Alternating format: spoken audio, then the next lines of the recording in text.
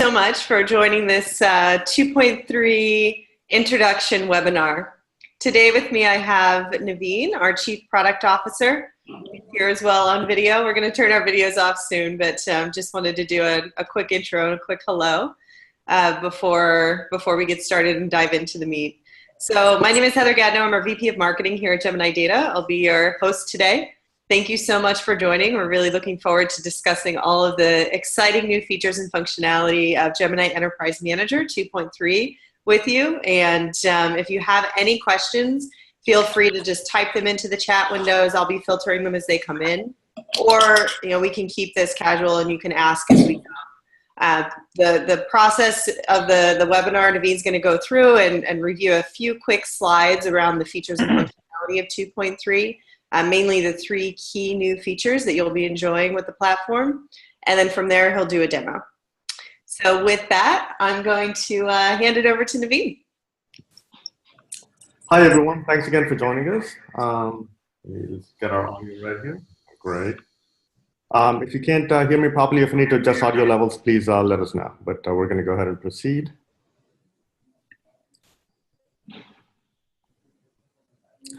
Great. So obviously what we wanted to talk about today is our latest release that went live last week, version 2.3. Our overall guiding principles for this release, the things that we're focused on for this release, primarily it's been about automation, which is taking advantage of automation to simplify some common complex tasks that our customers have to go through. And a great example of this that we'll go over is how we support bulk provisioning of appliances. We've had a few really large-scale deployments recently, and we've really learned a lot from that. And we've provided a much better way of doing that with both efficiency as well as with integrity. The second aspect has been simplifying workflows wherever possible. As we have added more sophistication to some of the features and the capabilities we've had, it's always a challenge to still continue to keep it simple. So in a couple of cases, we've taken a stab at actually simplifying the workflow significantly. A great example of that is what we have done with our log receiver functionality and how to manage filters and filter rules and log rotation rules associated with the log receiver, and we'll walk through that as well. And then the last aspect really is a collection of several, but albeit very important features that are completely customer driven. So these are requests that we curate on a weekly basis, input from customers, from partners, and as well as from our own field in having to do these deployments. And so a great example of this is support for backup, which has been definitely kind of a hot point for us. We've received a lot of feedback over that, customers needing to be able to back up data from our appliance. And we have actually built in support for that into the manager application. But in addition to that, there's probably about, I think, 13 or 14 other similar improvements that we can talk through as well. So these are generally the overall guiding principles. On the next slide, we'll talk through exactly what the major features are here. So I would suggest that you look at it as these kind of 8 major capabilities that we'd really want you to know about. Of these, the top 3 are the most involved and the most meaningful, we believe. And these are the ones that we'll walk through the application and a live demo in just a little bit. So first off, automated bulk appliance provisioning is designed to enable really any of our customers that have more than just 2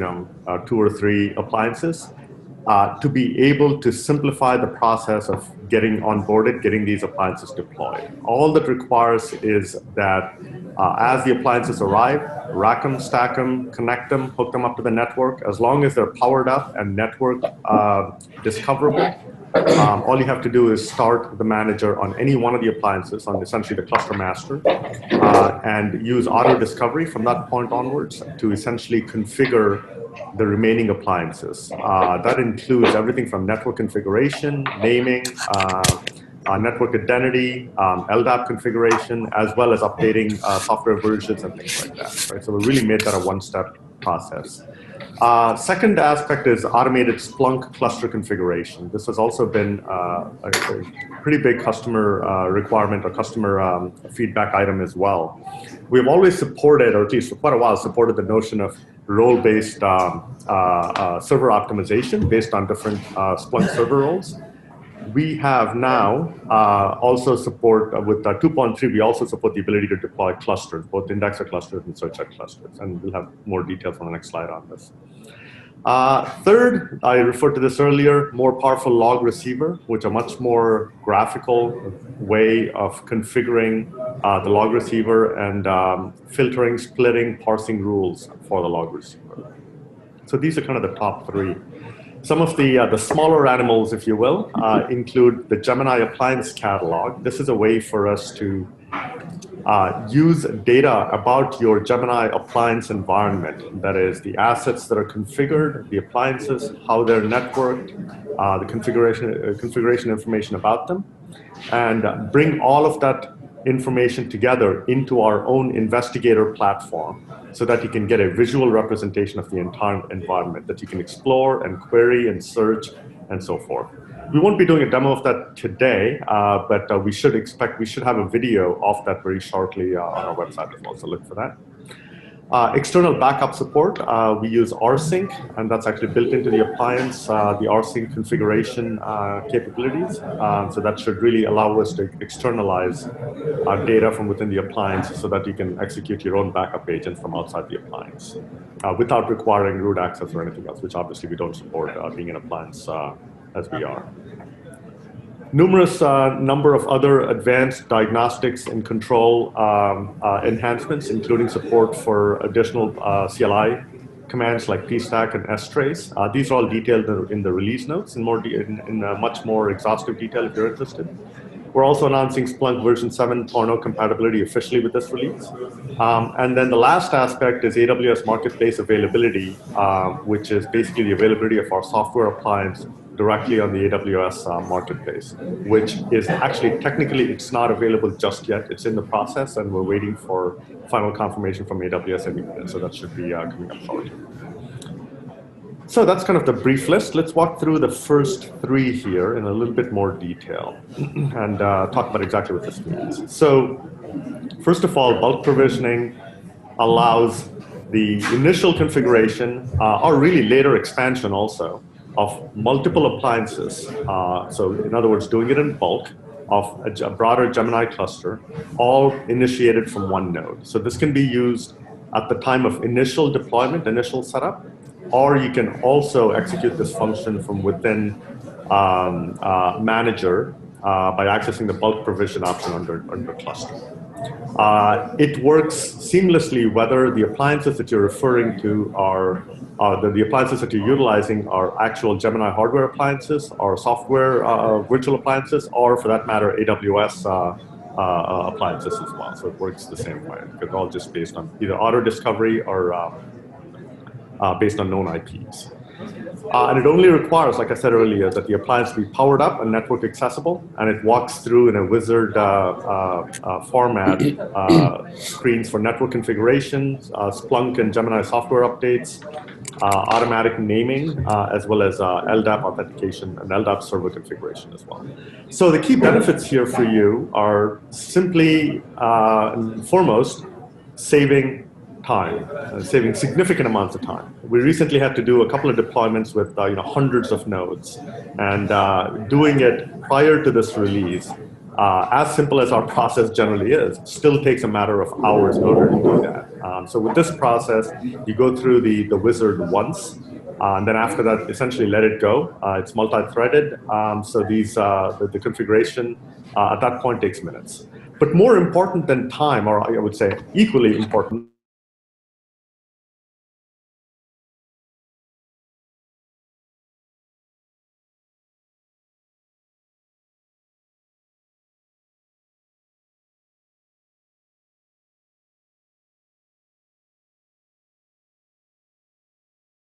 option or something like that.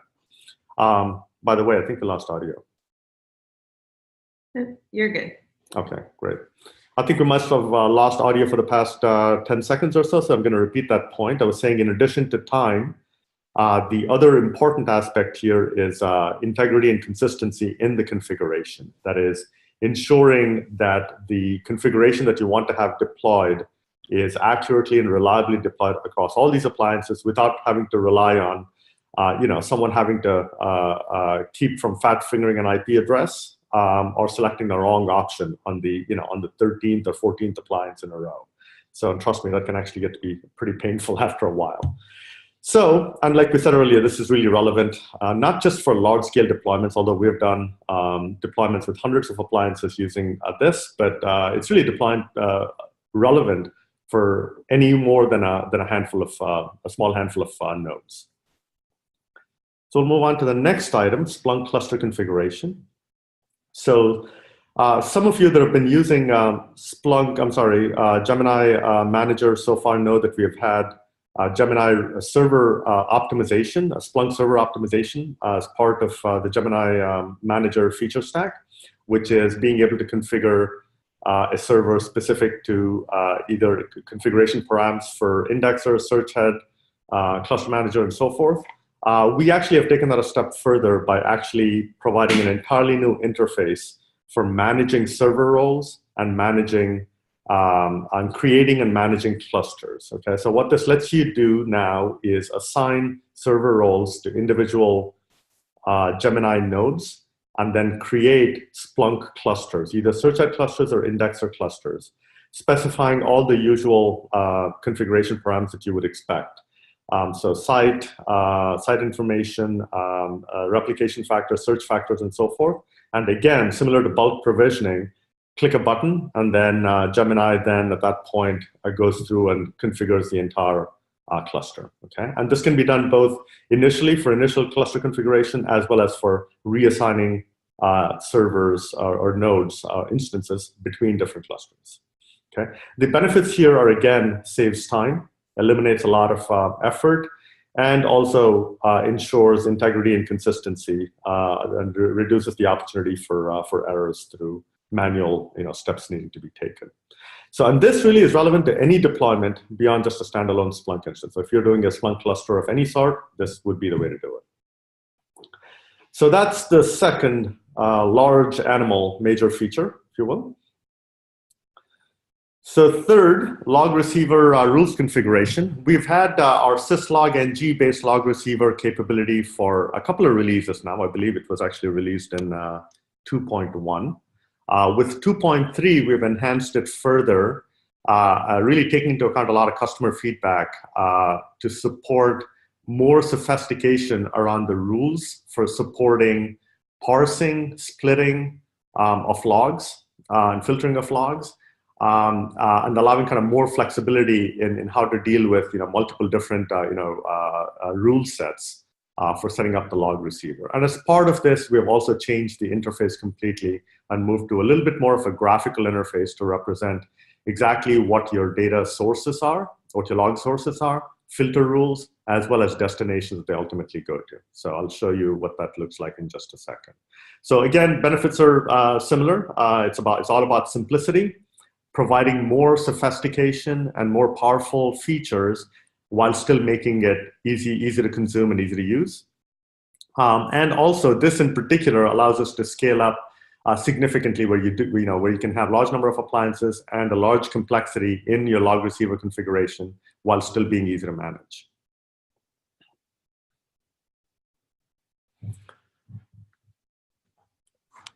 So some of the other items I mentioned, I don't know that I'll go through this in too much detail just yet. I think it probably makes more sense to show you a couple of screens where applicable. So Heather, let's move on to the next screen here. Okay. All right, with this, I'm going to switch over from my screen to Naveen's. This will take just a second. While I'm doing this, I'll unmute everyone and just see if anybody has any questions before we go into the demo.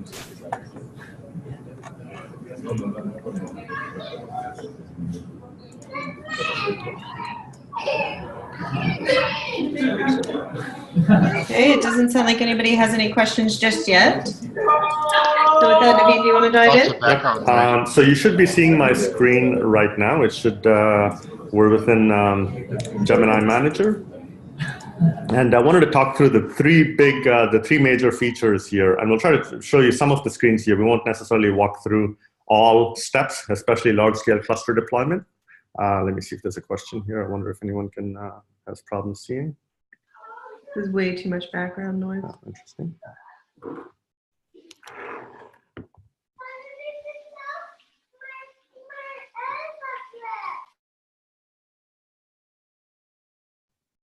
Heather, I'm on mute. Do you want to try yours?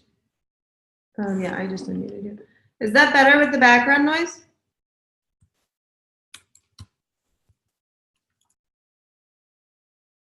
Okay. Okay, great. So we're using Heather's microphone, so I might sound a little bit different, but hopefully the screen still works just fine. Okay. So first off, let's start with Splunk cluster configuration. So that's obviously available within the Splunk section of the manager. And you'll see that we have a cluster management option right in here.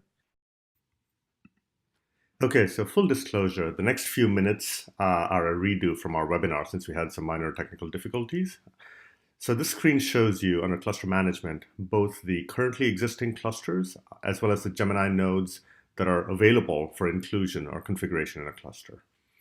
So the configuring search head and indexer clusters for Splunk is really done in two parts. The first is assigning server roles or personalities for each instance, and then creating the appropriate clusters based on the previously assigned instances. So first, let's start by configuring each node and then assigning it its particular server role, index cluster or search head cluster. In this case, we're going to have 3 search heads, 1 cluster master, and 3 indexers. And we'll go through this kind of quickly, but you'll get the idea. And then after that, we'll create clusters associated with the nodes that we just assigned. Okay, next we click on the cluster tab. We'll create an indexer cluster first, pick the nodes or sites to include and some configuration details like the replication factor and the search factor, and then start uploading our desired Splunk version from a local library.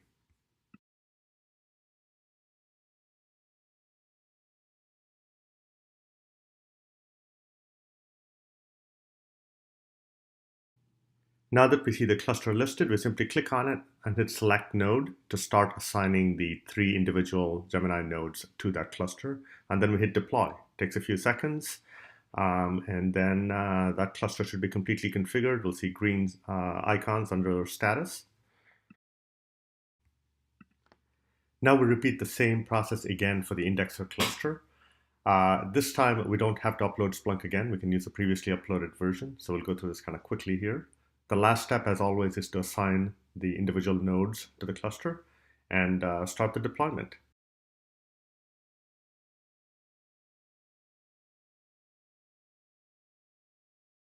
And that's it. So now we have our 2 Splunk clusters deployed. And now let's log into Splunk to make sure they're set up correctly. So launching Splunk web interface for the Splunk cluster master. First, we'll check our indexer cluster. We'll see the 3 indexers, also known as peers, attached to this cluster. The 3 green check marks indicate that the cluster is working properly. And similarly, we'll confirm the status of the search head cluster and the 4 search heads that are part of it as well. So that's pretty much it. So now we've confirmed that all clusters are operational within Splunk as well. So moving on to a couple other items here. The bulk provision feature is under cluster. At the very bottom of the list is a new option, bulk provision. This is the bulk provisioning wizard. This is essentially the same wizard that allows you to, that is also available at the time of initial application setup. Okay, and this is one area where we're not going to walk through this in detail because it does involve a fair amount of time to actually go through and provision. But I do have the video pulled up and we can walk through certain elements very, very quickly here. So the first step that's involved here is selecting the actual appliances that you want to be able to include as part of the bulk provisioning process. And you can do that in one of two ways. You can either select or use an IP address, a text file that contains IP addresses. So if you've actually been configuring these nodes with specific IPs, and we only ask that you create a text file containing these IPs. And at that point, you can basically select that. And at this point, it's actually going to go through that list and validate that it actually can read those IP addresses. And then it also attempts to find those nodes on the network as well. Now, in the file that I actually created, I didn't use IPs that actually correspond to existing nodes out there, but I'll walk through what that looks like using the video in just a second. The other option is also just using auto discovery using IP subnet. So in this case, you're basically providing the subnet mask and allowing, in standard CIDR notation, and then allowing it to auto discover the nodes on the network. So to walk through the rest of the steps, let me see if I have that up here. I'm going to stop sharing. Switch screens. Okay. So in a real scenario, to go through existing nodes that you've configured, in this case, in this example, I'm using nodes that we've configured on AWS. And on the right-hand side, you'll see the public IPs associated with them. So these are the IPs that you would collect and maintain in a text file after you have it configured. Obviously, if you're configuring actual appliances, you would not be using the AWS console. Once you go through that, and you'll see that the text file, essentially all that needs to have is just a series of IP addresses on individual lines. The actual option, and in this case, we're actually going through the initial, using the cluster provisioning as part of the initial setup. So you still go through the normal localization and initial appliance setup steps, which includes selecting language, license options, and so forth. And then you get to the part where you select provisioning. In this case, we're going to go through and select the second option, which is bulk provisioning. Now we actually activate the bulk provisioning wizard. I select the option to select existing IPs through a text file. I click on the file that I created. In this case, it actually identifies those 5 nodes as being eligible for provisioning. Next, you provide standard network, DNS configuration information. You have 2 options here. You can actually either use DHCP or static network configuration. The one thing to point out is that even if you select static network config here, the way it works is it uses DHCP for the discovery the first time, gets the IP address, and then essentially makes that a static IP going forward. Okay, so a little bit of a nuance there. After that point, we have a process for assigning the host name of each appliance. And this can be done either by using a reverse DNS lookup or by actually custom formulating the host name using specific tokens that you can use. And the tokens can be either an auto-incrementing number. So if you just want to go through and make it, Gemini appliance 1, 2, 3, 4, 5, 6, whatever. Or you can also incorporate the service tag in it, which is really helpful if you have a large number of appliances. And the service tag obviously is an alphanumeric phrase that is on the back of the appliance. And that's also what you would use for support. Okay. So in this case, we're just going to use the auto-incrementing number. So ng Gemini _ 1, 2, 3, 4. Specify standard password information for your admin account. This allows you to set up LDAP connectivity for authentication with an LDAP server, which obviously is an optional process. You also have the option to set up SSH and FTP access at this point for all the appliances. Right? Obviously, you don't have to do this. If you choose to skip it, you can still go into each appliance and do it individually. But again, keep in mind that the whole point of this process is to basically allow you to go through this process once, so you don't have to do it on each appliance. Right? So I'll rush through that quickly. And at this point, basically, this is the entire summary of what you've chosen to configure: these IP addresses, host names, LDAP config, and also SSH authentication configuration. Now you can start to deploy right away. One thing that we recommend is that you download the CSV file maintaining or containing all the configuration information, so you have it for your records. And at that point, simply hit start. And this is a part that ordinarily would have taken, I mean, even with the automated configuration, would have taken several minutes. So for the purposes of the video, we're going to accelerate that. And when that's done, everything gets a green status. If for whatever reason there's a failure, that's indicated by a red icon, and you have the opportunity to, to try again or to investigate exactly what failed. But this is actually a fairly simple process once the appliances are actually discovered. So after that point, basically, you're done, and you can log into not just the cluster master, the application, the appliance that you started the configuration on, or you can log into any one of the appliances. And again, you have the same option. You can go into bulk provision at any later time and start the same process again. So if you have additional nodes that you want to add into your Gemini environment, you can still continue to use it. One of the nice things is that even if you provide a long list of IPs, it recognizes those that are already part of the existing Gemini environment and only applies the provisioning process to the appliances that are net new, right? That are yet to be configured. So it's fairly failure-proof from that perspective. So and then the remaining process is essentially just the same. So no difference here. So that's bulk provisioning. I apologize for not being able to show you the cluster configuration. I'm not exactly sure what was going on there.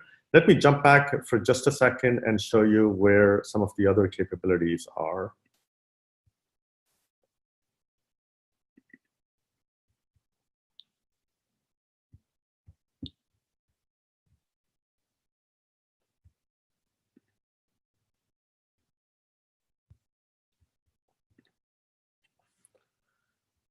The backup option that I referenced is under the node section, under backup. And again, the options are actually pretty self-explanatory. You can turn on or turn off backup altogether, specify information for your remote host, port, destination path, access information, and also specify the scope of the backup, so the directories that you actually want to back up.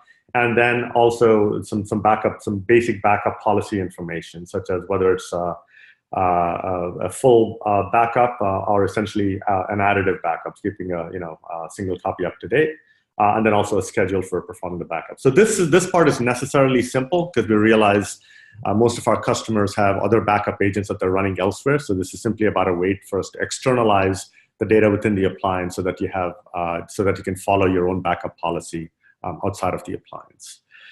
So I think these are kind of the major features. Again, I urge you to look at the videos that we have on our site that walk through this in more detail, particularly the Splunk cluster configuration, which is actually there's a fair amount of detail and sophistication involved there. And we also will be adding additional videos and blog posts on some of the other features that we haven't talked about, and some of the lesser features, if you will. So let me see if there are any questions at this point.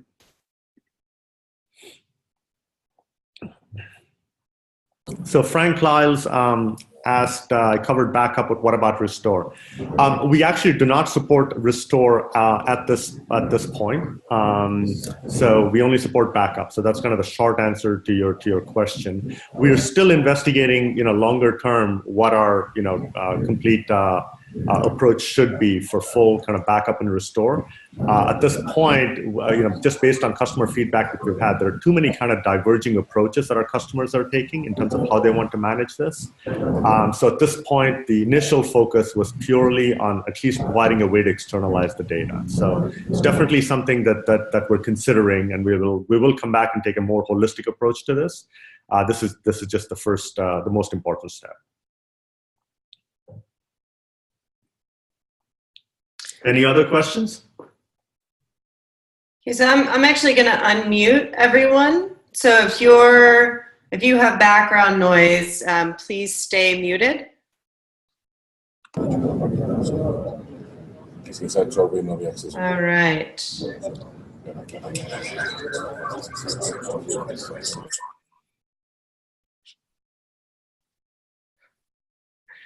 Okay. So does anybody have any additional questions?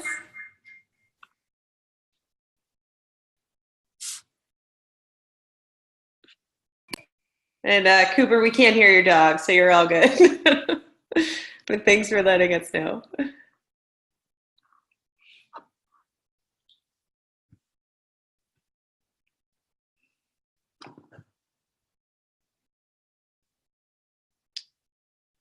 Okay.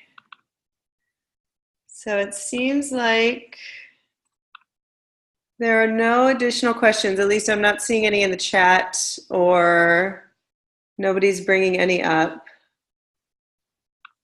Do you think that these features are valuable? Is this something that you can see using? Absolutely. This is David from Sears.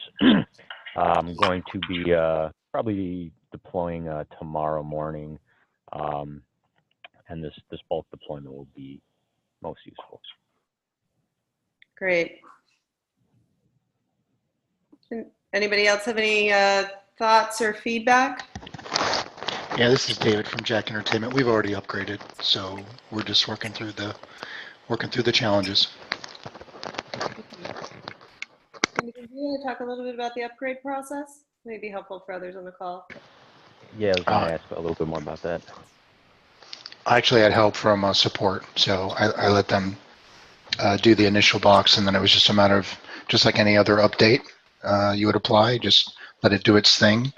I won't go into the details of some of the issues we noted. It could be site specific. So basically, it was an easy process. So other than one hiccup, we were fine. Great. Thank you for sharing. Yeah, and that pretty much kind of summarizes my answer too. I was going to say it actually is a matter of just downloading the upgrade pack and then letting it, as you said it, letting it do its thing. Well, let me share this then. This is important. The one issue we had, just in case somebody else encounters it, it basically dealt with the available space on the partition to extract the package. There wasn't enough space available, so support was able to quickly put together a small fix that did some cleanup routine first, and then we did the upgrade again, and it solved the problem. I think they've also made a change that in the future it won't be expanded on the root partition. It'll be expanded on, I think, the op partition, so it won't have that drive space problem again. Right. Does that make sense? That one, yeah, definitely kind of an operational issue that comes up that we had not foreseen. But yes, we're definitely taking measures to at least check for that before we go through and unpack. Yeah. So other than that, that was it. It was a smooth process. Great, awesome. Another thing, just generally to note, is that our upgrade process for any release goes a lot smoother, right? If the delta between the version that we're releasing and the version that you're on is small, right? So in other words, the more versions behind you are, right? The process is still the same, but generally there might be a few more things that pop up that we have to take into account. So all of this is a very nice way of saying we strongly encourage you to stay current on your versions as much as possible. And for some of you that are on version 1.x, right, the single biggest kind of upgrade step was when we went, well, to state the obvious, when we went from version 1 to version 2, right?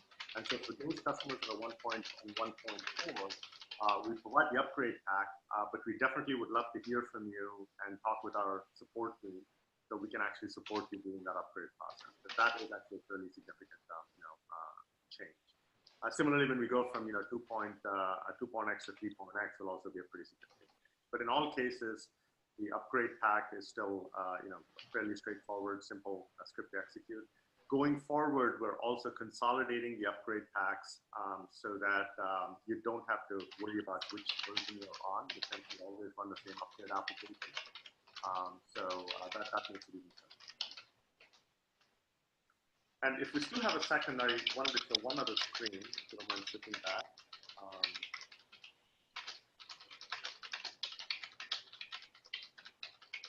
The log receiver component.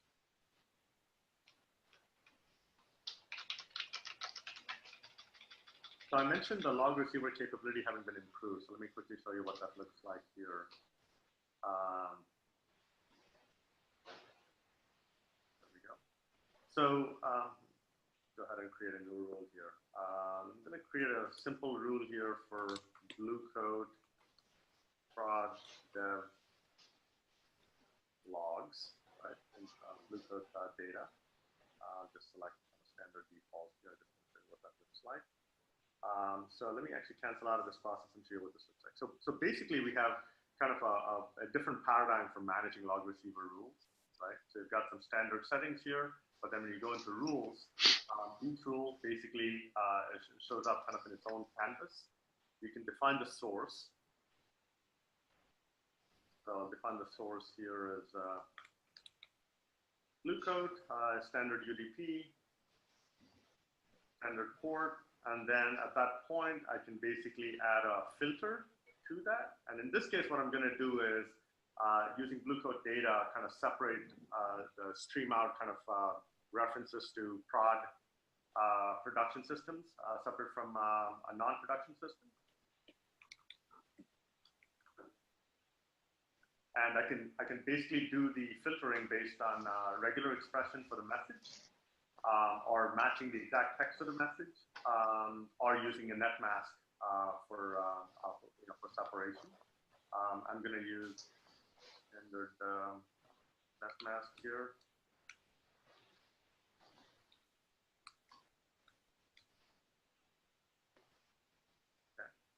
And I can do something very similar. In this case, just for speed, I'm going to go ahead and copy it from. I have one here, so I'll go ahead and add another destination.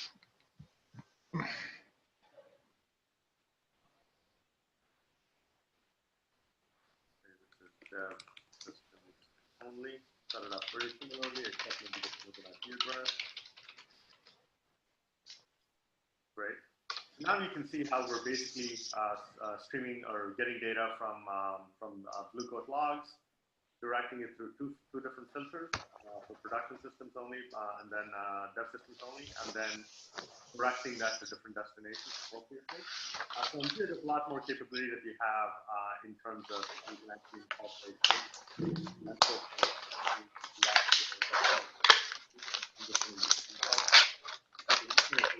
looks like.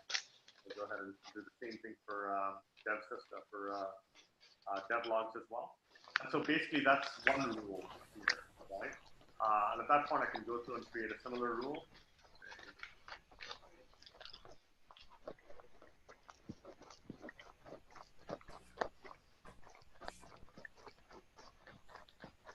I actually won't touch any other information. But that's it. Simple matter. And you can see that at this point we've got both rules listed. And so this makes it easier. Again, you've got kind of more flexibility over how you specify discretely, step by step, your source, your filter, and your destination, but also makes it a heck of a lot easier to manage it very visually. So just to kind of play around with this, a lot of capability. Great. I did promise everyone that we would finish up before 10. So I just want to give one last chance to ask any questions.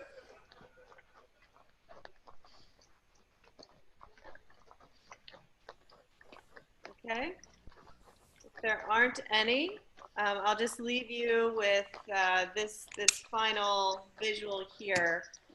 Just to let everyone know, I'm sure you're probably aware, but Manager is part of a broader suite of solutions that we offer, which include Manager and Investigator. If you haven't heard of Investigator yet, it allows you to use machine reasoning to quickly conduct investigations and then share results of those investigations with your team members. So this is all integrated into one full solution suite, the Gemini Enterprise suite. If you have any questions about our capabilities beyond Manager, please feel free to reach out. We also have another webinar coming up next week to talk just about Investigator. So yeah, if you have any questions, let us know. And with that, I'll give you 20 minutes of your day back. Thank you so much for joining today, and really looking forward to hearing your feedback on the new version of Gemini Enterprise Manager. Thanks, everyone. Thank you.